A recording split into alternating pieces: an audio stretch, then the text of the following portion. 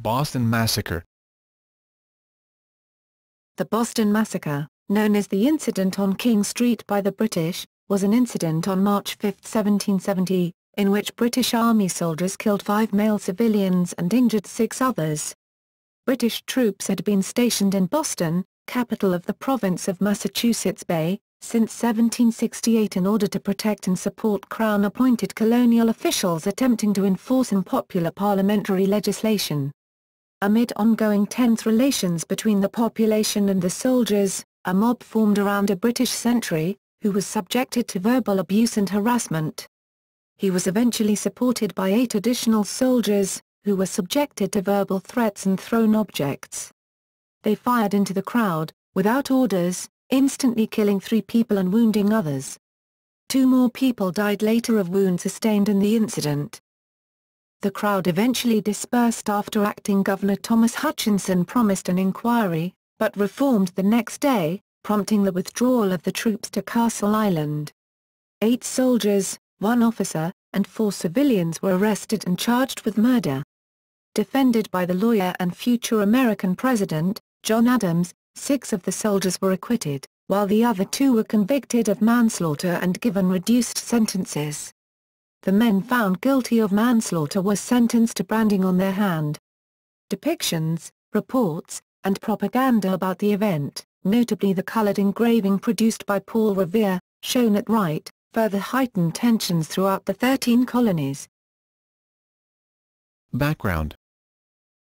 Boston, the capital of the province of Massachusetts Bay and an important shipping town, was a major center of resistance to unpopular acts of taxation by the British Parliament in the 1760s.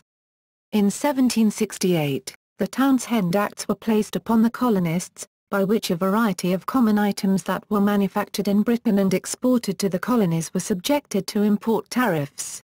Colonists objected that the Townshend Acts were a violation of the natural, charter, and constitutional rights of British subjects in the colonies. The Massachusetts House of Representatives began a campaign against the Townshend Acts by sending a petition to King George III asking for the repeal of the Townshend Revenue Act. The House also sent what became known as the Massachusetts Circular Letter to other colonial assemblies, asking them to join the resistance movement, and called for a boycott of merchants importing the affected goods. In Great Britain, Lord Hillsborough, who had recently been appointed to the newly created office of Colonial Secretary, was alarmed by the actions of the Massachusetts House. In April 1768 he sent a letter to the colonial governors in America, instructing them to dissolve the colonial assemblies if they responded to the Massachusetts Circular Letter. He also ordered Massachusetts Governor Francis Bernard to direct the Massachusetts House to rescind the letter. The House refused to comply. Boston's chief customs officer, Charles Paxton, wrote to Hillsborough, asking for military support because the government is as much in the hands of the people as it was in the time of the Stamp Act. Commodore Samuel Hood responded by sending the 50-gun warship HMS Romney, which arrived in Boston Harbor in May 1768. On June 10, 1768, customs officials seized the Liberty, a sloop owned by leading Boston merchant John Hancock, on allegations that the ship had been involved in smuggling. Bostonians, already angry because the captain of the Romney had been impressing local sailors, began to riot. Customs officials fled to Castle William for protection. Given the unstable state of affairs in Massachusetts, Hillsborough instructed General Thomas Gage, Commander-in-Chief, North America, to send such force as you shall think necessary to Boston. On October 1, 1768, the first of 4 British Army regiments began disembarking in Boston. 2 regiments were removed from Boston in 1769, but the 14th and the 29th Regiments of Foot remained. The Journal of Occurrences, an anonymously written series of newspaper articles, chronicled clashes between civilians and soldiers while troops were stationed in Boston, feeding tensions with its sometimes exaggerated accounts of the events. Tensions rose markedly after Christopher Sider, a young lad about 11 years of age, was killed by a customs employee on February 22, 1770. Sider's death was glorified in the Boston Gazette, and his funeral was described as one of the largest of the time in Boston. The killing and subsequent propaganda inflamed tensions, with gangs of colonists looking for soldiers to harass, and soldiers also on occasion looking for confrontation. Incident. On the evening of March 5, Private Hugh White, a British soldier, stood on guard duty outside the Custom House on King Street, today known as State Street. A young wigmaker's apprentice named Edward Garrick called out to a British officer, Captain Lieutenant John Goldfinch, that Goldfinch had not paid a bill due to Garrick's master. Goldfinch had in fact settled his account and ignored the insult. Private White called out to Garrick that he should be more respectful of the officer. Garrick exchanged insults with Private White, who left his post, challenged the boy, and struck him on the side of the head with his musket. As Garrick cried in pain, one of his companions, Bartholomew Broaders, began to argue with White. This attracted a larger crowd. Henry Knox, a 19-year-old bookseller, who would later serve as a general in the Revolution, came upon the scene and warned White, if he fired he must die for it. As the evening progressed, the crowd around Private White grew larger and more boisterous. Church bells were rung, which usually signified a fire, bringing more people out. Over 50 Bostonians pressed around White, led by a mixed-race runaway slave named Crispus Attucks, throwing objects at the sentry and challenging him to fire his weapon. White, who had taken up a somewhat safer position on the steps of the Custom House, sought assistance. Runners alerted the nearby barracks and Captain Thomas Preston, the officer of the watch. According to his report, Preston dispatched a non-commissioned officer and 6 privates of the 29th Regiment of Foot, with fixed bayonets, to relieve White. The soldiers Preston sent were Corporal William Weems, Hugh Montgomery, John Carroll, William Macaulay, William Warren, and Matthew Kilroy. Accompanied by Preston, they pushed their way through the crowd. En route, Henry Knox, again trying to reduce tensions, warned Preston, "For God's sake, take care of your men. If they fire, you must die." Captain Preston responded, "I'm aware of it." When they reached Private White on the Custom House stairs, the soldiers loaded their muskets, and arrayed themselves in a semicircular formation. Preston shouted at the crowd, estimated to number between 300 and 400, to disperse. The crowd continued to press around the soldiers, taunting them by yelling, "Fire!" by spitting at and throwing snowballs and other small objects at them. Richard Palms, a local innkeeper who was carrying a cudgel, that is, club, came up to Preston and asked if the soldiers' weapons were loaded. Preston assured him they were, but that they would not fire unless he ordered it, and, according to his own deposition, that he was unlikely to do so, since he was standing in front of them. A thrown object then struck Private Montgomery, knocking him down and causing him to drop his musket. He recovered his weapon, and was thought to angrily shout, "Damn you, fire!" then discharged it into the crowd although no command was given. Palms swung his cudgel first at Montgomery, hitting his arm, and then at Preston. He narrowly missed Preston's head, striking him on the arm instead. There was a pause of uncertain length, eyewitness estimates ranged from several seconds to 2 minutes, after which the soldiers fired into the crowd.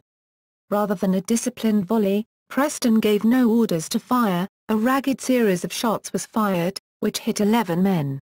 3 Americans, ropemaker Samuel Gray, mariner James Caldwell, and Crispus Attucks, died instantly. Samuel Maverick, an apprentice ivory turner of 17, was struck by a ricocheting musket ball at the back of the crowd, and died a few hours later, in the early morning of the next day. An Irish immigrant, Patrick Carr, died 2 weeks later. Christopher Monk, another apprentice, was one of those seriously wounded in the attack. Although he recovered to some extent, he was crippled and eventually died in 1780, purportedly due to the injuries he had sustained in the attack a decade earlier. The crowd moved away from the immediate area of the Custom House, but continued to grow in nearby streets. Captain Preston immediately called out most of the 29th Regiment, which adopted defensive positions in front of the State House. Acting Governor Thomas Hutchinson was summoned to the scene, and was forced by the movement of the crowd into the council chamber of the State House. From its balcony he was able to minimally restore order, promising there would be a fair inquiry into the shootings if the crowd dispersed. Aftermath. Investigation. Hutchinson immediately began investigating the affair, and by morning, Preston and the 8 soldiers had been arrested. In a meeting of the Governor's Council held late the morning after the shootings, Boston's selectmen asked Hutchinson to order the removal of troops from the city to Castle William on Castle Island, while a town meeting at Faneuil Hall met to discuss the affair. The Governor's Council was at first opposed to ordering the troop withdrawal, with Hutchinson correctly claiming he did not have the authority to order the troops to move. Lieutenant Colonel William Dalrymple, commander of the troops, did not offer to move them. The town meeting, however, became more restive when it learned of this. Under an imminent threat of further violence, the council changed its position, and unanimously, under duress, according to Hutchinson's report, agreed to request the troops' removal. Secretary of State Andrew Oliver reported that, had the troops not been removed, that they would probably be destroyed by the people, should it be called rebellion, should it incur the loss of our charter, or be the consequence what it would. This decision left the governor without effective means to police the town. The 14th was transferred to Castle Island without incident about a week later, with the 29th following shortly after. The first 4 victims were buried amid great ceremony on March 8. Patrick Carr, the 5th and final victim, died on March 14 and was buried with them on March 17. On March 27 the 8 soldiers, Captain Preston, and 4 civilians who were in the customs house and were alleged to have fired shots, were all indicted for murder. Bostonians continued to be hostile to the troops and their dependents. General Gage, convinced the troops were doing more harm than good, ordered the 29th Regiment out of the province in May. Governor Hutchinson took advantage of the ongoing high tensions to orchestrate delays of the trials until later in the year. Propaganda battle. In the days and weeks following the incident, a propaganda battle was waged between Boston's radicals and supporters of the government. Both sides published pamphlets that told strikingly different stories, which were principally published in London in a bid to influence opinion there. The Boston Gazette's version of events, for example, characterized the massacre as part of an ongoing scheme to quell a spirit of liberty, and harped on the negative consequences of quartering troops in the city. A young Boston artist, Henry Pelham, half-brother of the celebrated portrait painter John Singleton Copley, depicted the event. Silversmith and engraver Paul Revere closely copied Pelham's image, and is often credited as its originator. In order to further public outrage, the engraving contained several inflammatory details.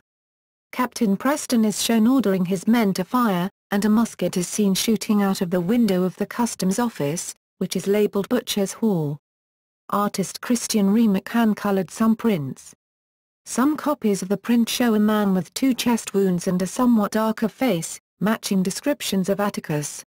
Others show no victim as a person of color. The image was published in the Boston Gazette, circulating widely, and became an effective piece of anti-British propaganda. The image of bright red lobster backs, and wounded men with red blood was hung in farmhouses across New England.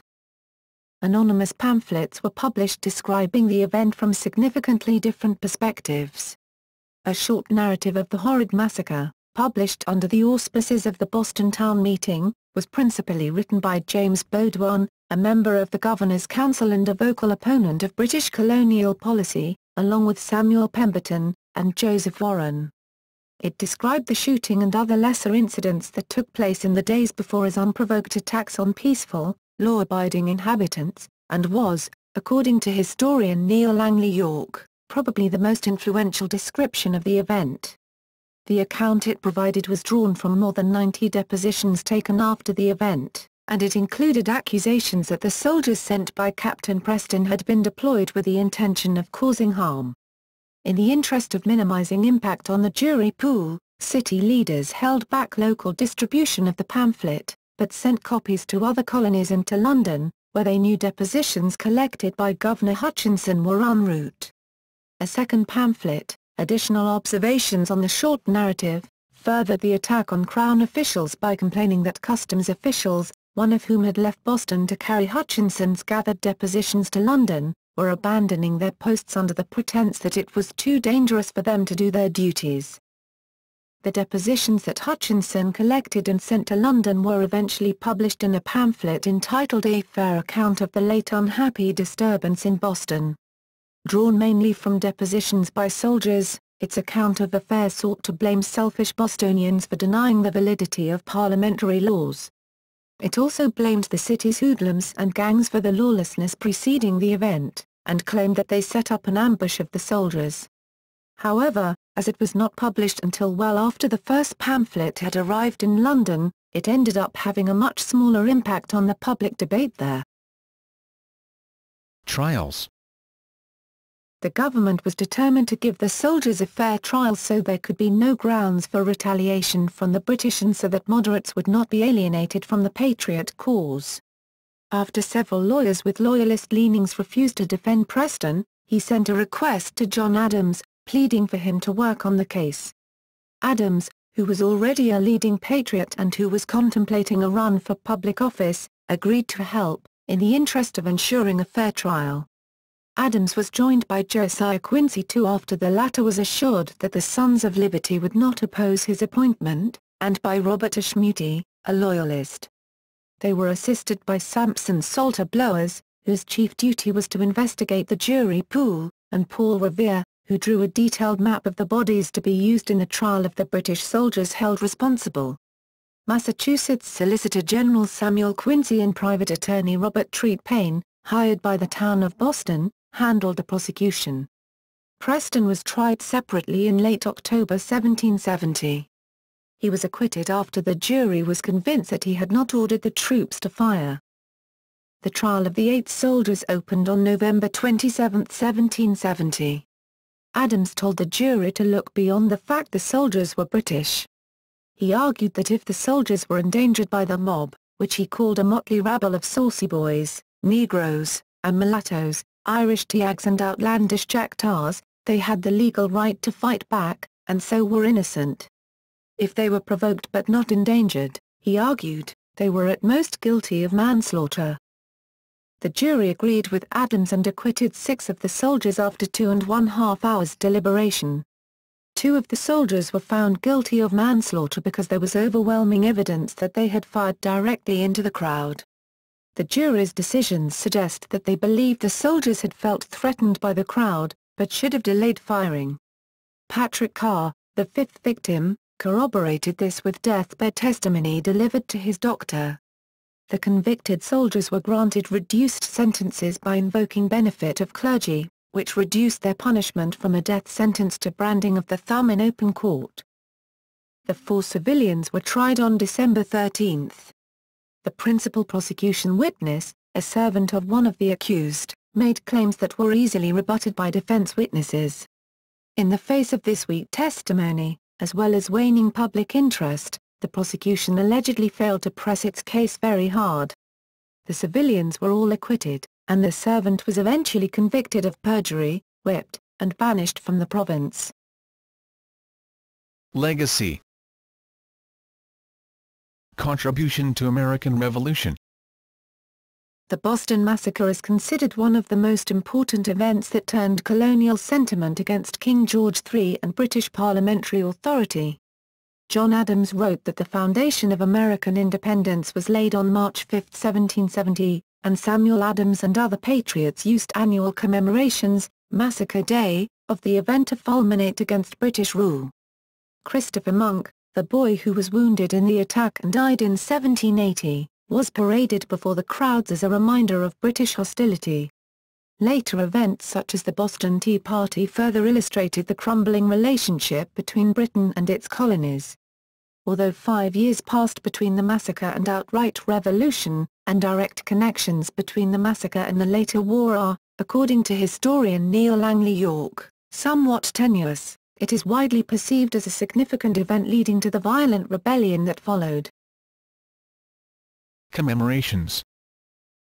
The massacre was remembered in 1858 in a celebration organized by William Cooper Nell, an African-American abolitionist who saw the death of Crispus Attucks as an opportunity to demonstrate the role of African Americans in the Revolutionary War.